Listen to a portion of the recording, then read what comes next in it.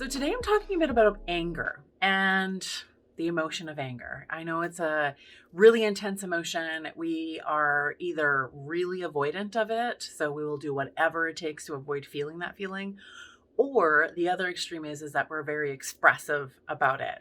Now, the thing about anger to really understand is that in therapy, we say that anger is a secondary emotion. Now, what does that exactly mean? So, primary emotions are the immediate emotion that we have. So, fear is a primary emotion, sadness is a primary emotion, happiness is a primary emotion. So, there's these emotions that exist in this world that we call primary, which means that we get to very quickly. It's the original emotion in a situation because emotions are just feedback about a situation. So, emotions tell us about what's happening around us, and that's it. We give it a name, we give it meaning, and that's what we create about it. But emotion is just a sensation in your body that we've given a name to. Now, anger functions just a little bit differently.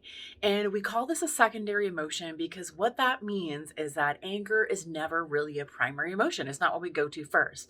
And that anger is a representation of another emotion or emotions that we don't feel comfortable with, that we are scared to experience, or that we're avoiding, or that is just we don't want to connect to that original emotion. And so what we'll do is we'll go to anger because anger is powerful. So if you think about the last time you were angry, there's a lot of power in anger. There's a lot of energy. There's a lot of movement in it. And it serves a purpose. And it's because everything that we feel, everything that we experience actually serves a purpose. So you're meant to feel anger. I'm meant to feel anger. We're all meant to experience anger. The thing about anger is that we often don't question what is the primary source of it. So if anger is a secondary expression, so it's just what we see and what we express to the people, what's below it is actually the original primary emotion. Now, the primary emotion can be fear. So think about this. If you've got kids or if you've been around kids or been around parents, when a child runs to the street, the parent is losing their mind, getting super angry, screaming at their kid, get off the street.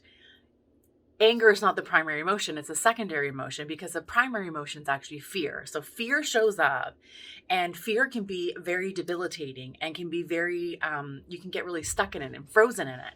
So instead of feeling frozen in the fear, our bodies will go to anger as a way to create mobility, as a way to create energy, as a way to do something about it. So fear can be a primary emotion of anger. And loneliness can be a primary emotion of anger. And shame can be a primary emotion of anger. Guilt can be a primary emotion of anger. So you get what I'm saying here? Anger is this really big umbrella and it wants to cover everything. And there's value in digging into finding out what the primary emotion is. Now, why? Because you cannot deal with anger on its own. You have to deal with the primary emotion. Now, there's a lot of people looking for anger management. And this is usually when things are really explosive and there's a lot of arguing and fighting, potentially assaults. And the thing about it's not about managing anger. It's not about anger management. It's about anger knowledge. It's about knowing what's feeding anger, what's feeding the explosiveness, what's feeding the arguments. Because trust me when I tell you, it's not anger. There is going to be another emotion, whether it's abandonment with fear, loneliness, shame, guilt. All those emotions are really uncomfortable.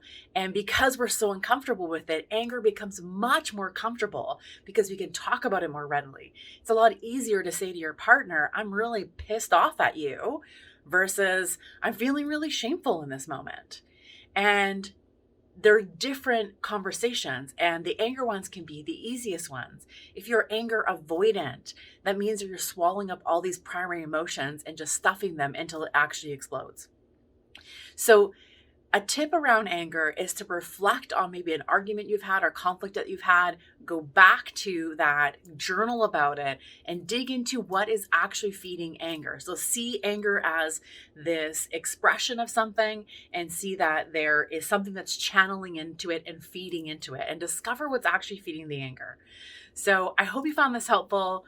Glad that you tune in every single week. Would love to hear from you. Let me know what you think, and good luck with journaling around anger.